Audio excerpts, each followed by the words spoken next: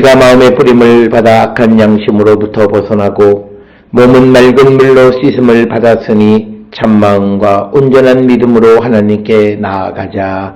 아멘. 전능하사 천지를 만드신 하나님 아버지를 내가 믿사오며 그 외아들 우리 주 예수 그리스도를 믿사오니 이는 성령으로 잉태하사 동정녀 마리아에게 나시고 본디오 빌라도에게 고난을 받으사 십자가에 못 박혀 죽으시고 장사한 지 사흘 만에 죽은 자 가운데서 다시 살아나시며 하늘에 오르사 전능하신 하나님 우편에 앉아 계시다가 저리로서 산자와 죽은 자를 심판하러 오시리라. 성령을 믿사오며 거룩한 공예와 성도가 서로 교통하는 것과 죄를 사하여 주시는 것과 몸이 다시 사는 것과 영원히 사는 것을 믿사옵나이다. 아멘.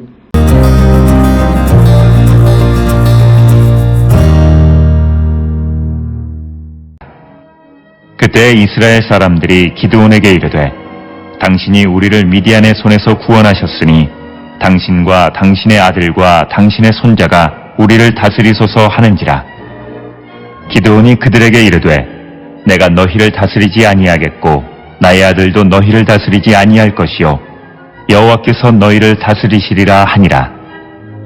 기드온이 또 그들에게 이르되 내가 너희에게 요청할 일이 있으니 너희는 각기 탈취한 귀고리를 내게 줄지니라 하였으니 이는 그들이 이스마엘 사람들이므로 금 귀고리가 있었음이라. 우리가 대답하되 우리가 즐거이 드리리이다 하고 겉옷을 펴고 각기 탈취한 귀고리를 그 가운데에 던지니 기드온이 요청한 금 귀고리의 무게가 금 1700세겔이요 그 외에 또 초승달 장식들과 폐물과 미디안 왕들이 입었던 자색 의복과 또 그 외에 그들의 낙타목에 둘렀던 사슬이 있었더라. 기드온이 그 금으로 에봇 하나를 만들어 자기의 성읍 오브라에 두었더니 온 이스라엘이 그것을 음란하게 위함으로 그것이 기드온과 그의 집의 올무가 되니라.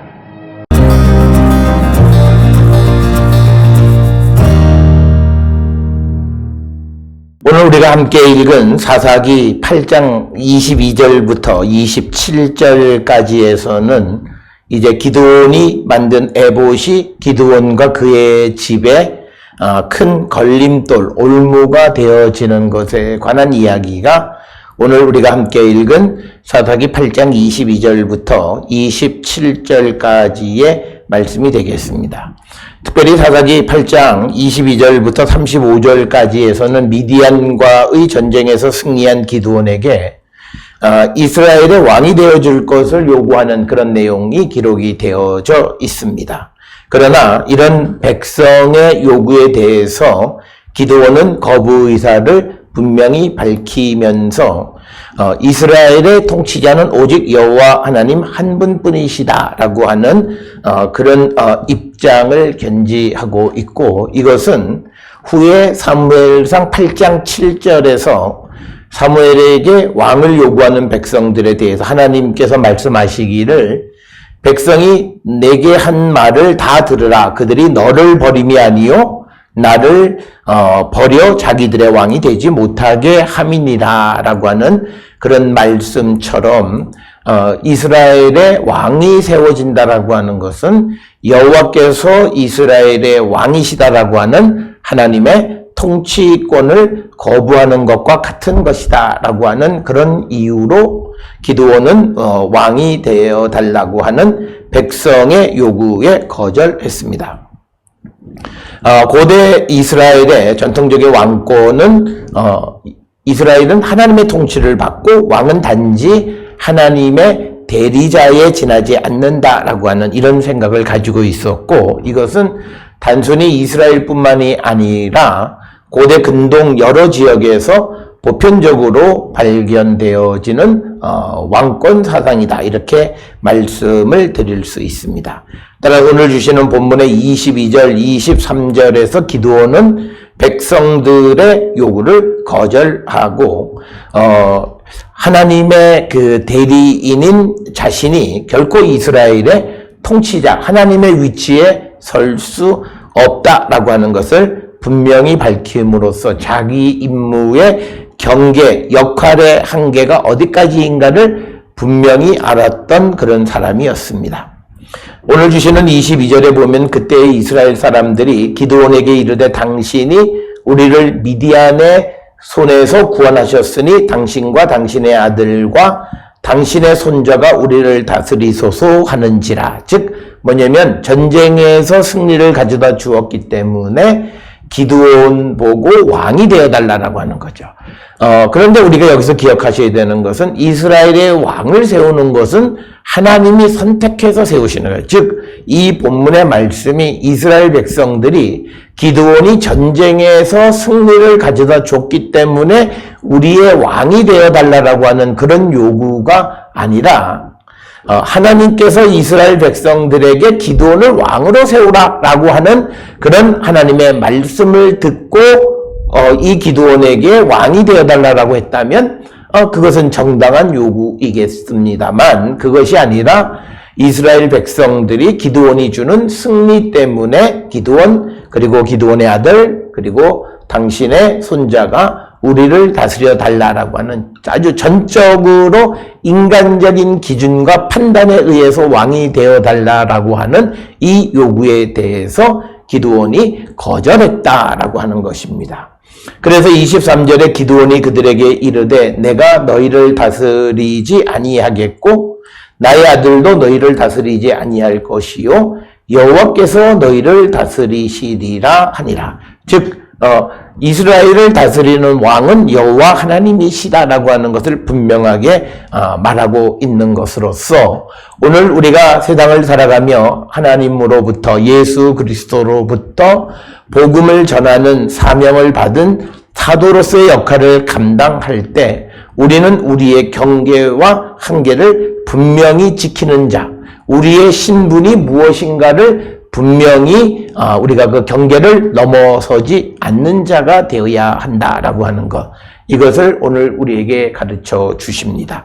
특별히 우리가 역사적으로 보면 세례 요한은 그 사람들이 세례 요한에 대해서 메시아냐라고 말했을 때 아니다라고 하는 단호하게 그 자신의 입장, 자신의 역할이 무엇인지를 분명히 깨닫고 살아갔던 그런 사람. 그래서 그 세례 요한은 끊임없이 많은 사람들에게 기억되어지는 자이고 오늘 우리가 주시는 이 기드온 역시도 이스라엘을 다스리시는 분은 하나님 한 분이시고 나는 단지 하나님의 명령을 받아서 이스라엘의 그 지휘관이 되어서 전쟁의 승리를 얻었을 뿐이지 자기가 한 것은 아무것도 없다라고 하는 것.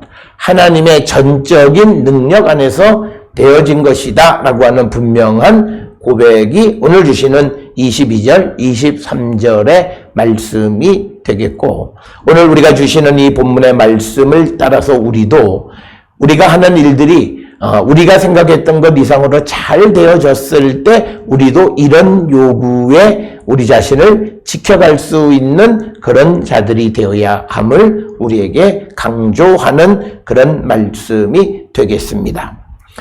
그래서 23절에서 기드온은 자신과 자신의 아들이 이스라엘을 다스리지 않을 것이다. 그것은 하나님의 왕권, 즉 이스라엘을 다스리는 분은 여호와이시다라고 하는 것을 분명하게 언급하고 있는 것이 오늘 주시는 말씀이 되겠습니다. 이어지는 24절부터 27절은 기드온에게 있어서 별로 즐겁지 않은, 달갑지 않은 그런 이야기입니다.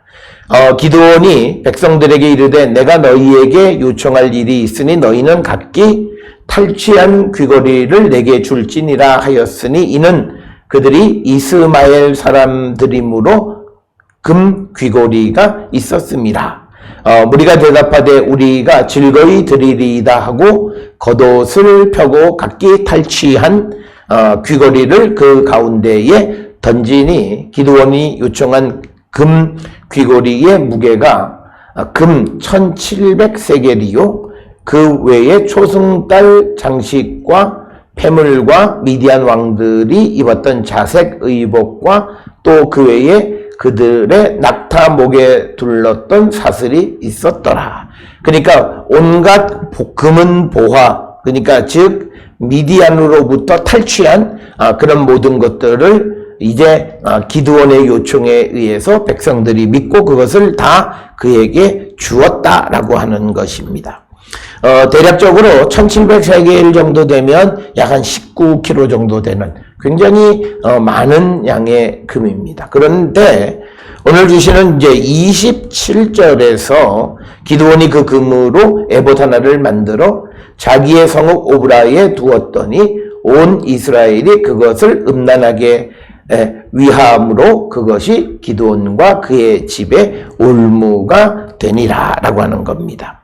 오늘 주시는 본문의 27절에서 기드온 그리고 이스라엘 백성들이 이제 우상 숭배에 빠지는 그 모습을 기록하고 있는 것이 27절이 되겠습니다.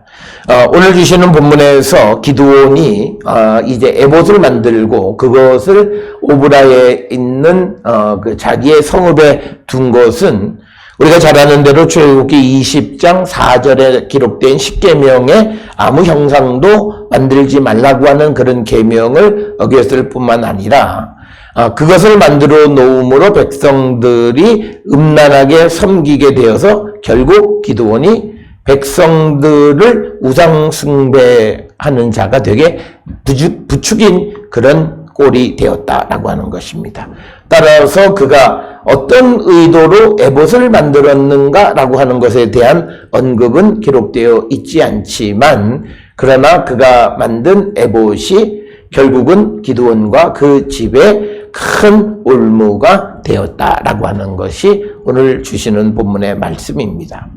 따라서 오늘 주시는 본문을 통해서 우리가 하나님의 일을 감당할 때 하나님께서 함께 하심으로 우리에게 어떤 승리를 주실 때에 우리가 그 자기 만족을 구하는 자가 되어서는 안 된다라고 하는 것이고 또 경솔하지 않게 항상 신중하며 모든 일들을 행할 때 이것이 말씀과 복음 안에 있는 즉 복음적인 것이냐라고 하는 것을 반드시 우리가 살펴보아야 한다라고 하는 겁니다. 오늘 주시는 본문에서 백성들은 이 기드온의 요청에 대해서 아무런 꺼리낌 없이 그에게 즐겁게 그가 요청하는 모든 것들을 다 그에게 준 겁니다. 그랬을 때에 그것으로 그가 자기 성읍에 그 에봇을 하나 만들어 우리가 성경에서 보통 에봇은 하나님의 뜻을 묻는 그런 것으로 많이 사용이 되는데 오늘 주시는 본문에서 백성들이 이 에봇이 있다라고 하는 소리를 듣고 거기에 가서 하나님 말씀하지 않으심에도 불구하고 무엇을 묻고 하는 그래서 에봇 자체를 마치 우상처럼 섬기는 그래서 우리는 하나님이 주시는 말씀을 듣는 자가 되어야 하는 것이지 우리가 무엇을 요청하는 그런 것은 바람직한 모습은 아니다라고 하는 거고 특별히 우리가 기도라고 하는 것을 통해서 사적인 것을 요청하는 그런 것이 되기보다는 우리가 하나님의 백성으로서 우리에게 주어진 사명을 감당하기 위해서 우리가 하나님께 능력, 지혜, 힘 모든 것을 구하는 자가 우리가 되어야 한다라고 하는 것. 그래서 오늘 우리가 주시는 이 본문의 말씀에서 자기 만족을 위해서 경솔하게 만들어 놓은 에봇이 결국은 민족 전체가 우상을 섬기는 결과가 되어졌다. 따라서 우리가 아무 생각 없이 하는 일들이 또 특히 기쁨 가운데 행하는 일들이 다른 사람들에게 그리고 자기 자신에게 믿음의 걸림돌이 되어서는 안 된다라고 하는 것을 우리에게 가르쳐주는 말씀이 되겠습니다. 오늘 주시는 말씀을 통해 우리를 지배하고 우리를 다스리시는 분은 하나님 한 분이시기 때문에 우리가 하나님 이외에 다른 어떤 것들을 의지하지 않는 자가 되어야 하고 전적인 하나님의 주권이 우리에게 실행되어지는 그런 성도의 삶을 살기로 결단하는 우리 모두가 될 수 있기를 주의 이름으로 축원합니다. 기도하시겠습니다.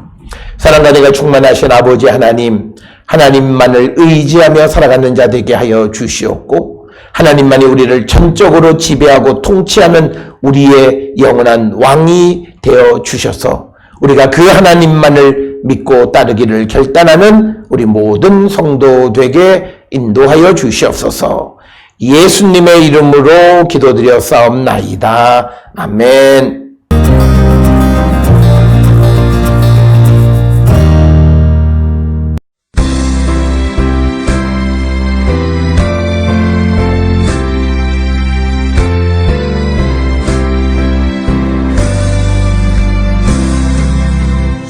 날개 민 내가 편안히 쉬네.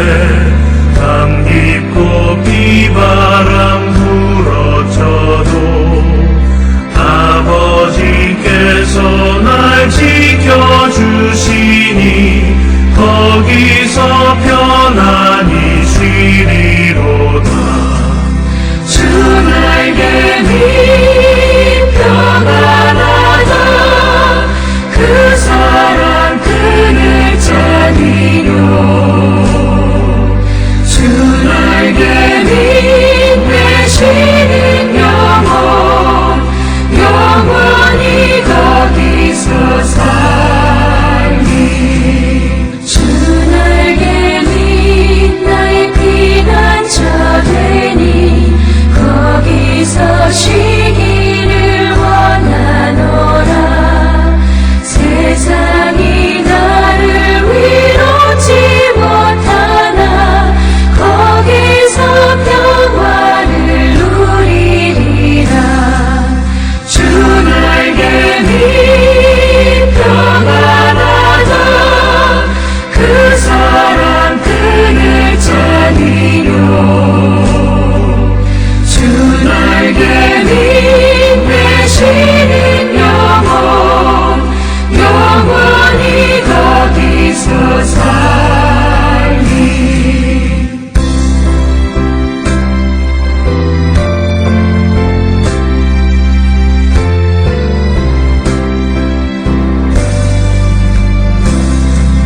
주 날개 민 참된 기쁨이 있네. 고달픈 세상 길 가는 동안 나 거기 숨어 돌보심을 받고 영원한 안식을 얻으리라. 주 날개 민 평안하다. 그 사랑 그늘 자리요.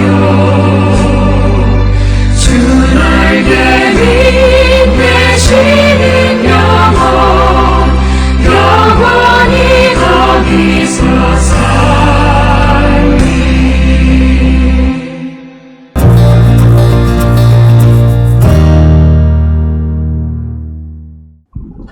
기도하시겠습니다. 이제는 우리 주 예수 그리스도의 은혜와 하나님 아버지의 무한하신 사랑과 성령의 위로 역사 교통하심이 오직 하나님만이 우리의 왕이심을 고백하고 주님의 통치를 따르며 살아가기를 결단하며 세상을 향해 나가는 우리 모든 성도들 머리 위에 지금으로부터 영원토록 함께 할지어다. 아멘. 주로